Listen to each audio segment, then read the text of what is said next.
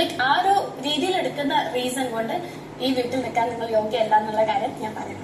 Okay, because I accept it. I don't deserve to be here. So I'm ready to be nominated.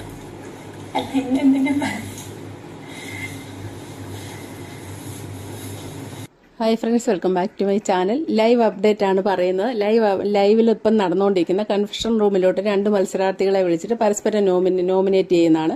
ഇതിൽ പറയാതിരിക്കാൻ പറ്റത്തില്ല, കഴിഞ്ഞ സീസണുകളിലേക്ക് പോലെയല്ല ഈ സീസണിൽ വിട്ടുവീഴ്ച എന്ന് പറഞ്ഞൊരു സംഗതിയില്ല. ഒരാളും വിട്ടുവീഴ്ചയില്ല, തർക്കത്തോട് തർക്കമാണ് ആ കൺഫെഷൻ റൂമിൽ നടക്കുന്നത്. ആരും പണ്ടുള്ള സീസണുകളിലേക്ക് ഏതെങ്കിലും ഒരാൾ ജയിച്ചിട്ട് മറ്റേ ആൾ നോമിനേഷനിൽ എത്തും, അല്ലെ ഒരാൾ വിട്ടുവീഴ്ച ചെയ്തിട്ട് നോമിനേഷന് മറ്റേ ആൾ വരും, ഇങ്ങനെയാണ് കാണുന്നത്. പക്ഷേ ഇതിപ്പോൾ ജാസ്മിനും അഭിഷേകും വന്നു, 2 പേരും ഒരേപോലെ തന്നെ തർക്കിച്ചുകൊണ്ടിരുന്നു.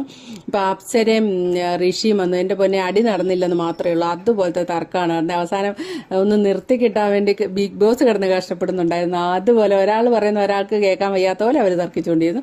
പക്ഷെ ഇതിൽ നിന്ന് വ്യത്യസ്തമായിട്ടൊന്ന് കണ്ടതെന്ന് വെച്ചാൽ നമ്മുടെ അൻസിബെ നോറയും വന്നാണ്. നോറ വന്നിരുന്ന് 2 പേരോട് ഇരുന്ന് പറയാൻ തുടങ്ങിയപ്പോൾ തന്നെ നോറ ആദ്യം സൂപ്പിച്ച് ഞാൻ ഇത്താത്താന്ന് വിളിക്കുന്ന, മനസ്സറിഞ്ഞാണ് ഞാൻ ഇത്താത്താന്ന് വിളിക്കുന്നത് എന്നൊക്കെ പറഞ്ഞങ്ങോട്ട് തുടങ്ങിയിട്ട്, നിങ്ങളുടെ ഒരു പ്രശ്നം എന്താണെന്ന് വെച്ചാൽ നിങ്ങളൊരു വിഷയം ഉണ്ടാകുമ്പം നിങ്ങളോട് ആ സമയത്ത് ആ ഒരാൾ റിയാക്ട് ചെയ്യുന്നത് എങ്ങനെയാണെന്ന് കരുതിയാണ് നിങ്ങൾ തീരുമാനം എടുക്കുന്നത്. പക്ഷേ ഇതൊരു പൊതുവായ ഗെയിം ഷോ ആണ്, അപ്പോൾ ഇതൊരു പൊതുവായ പ്രശ്നമായിട്ട് എടുക്കണം. നിങ്ങളങ്ങനെ പൊതുവായിട്ടല്ല ഒരാൾക്കെതിരെ നിങ്ങൾ നിൽക്കുന്നത്, നിങ്ങളോട് അപ്പോൾ അവരെങ്ങനെ പെരുമാറിയെന്ന് കണ്ട് നിങ്ങൾ റിയാക്ട് ചെയ്യും. ഉദാഹരണ സഹിതം പറയുകയാണെങ്കിൽ ജാസ്മിനെ ജയിലിൽ വിട്ട് തന്നെയാണ് പുള്ളിക്കാരത്തി ഉദ്ദേശിക്കുന്നത്.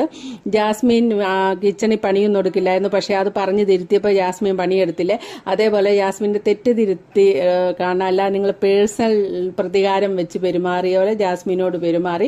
അതുകൊണ്ട് നിങ്ങൾക്ക് ഇവിടെ നിൽക്കാനുള്ള, എപ്പോഴും നിങ്ങൾ പേഴ്സണൽ ആയിട്ട് എടുക്കുന്നു, അതുകൊണ്ട് നിങ്ങൾക്ക് ഇവിടെ നിൽക്കാനുള്ള യോഗ്യതയില്ല എന്നൊക്കെ വിശദീകരിച്ച് നോറ ഇങ്ങനെ പ്രസംഗം അങ്ങ് നടത്തി കുറേ നേരം.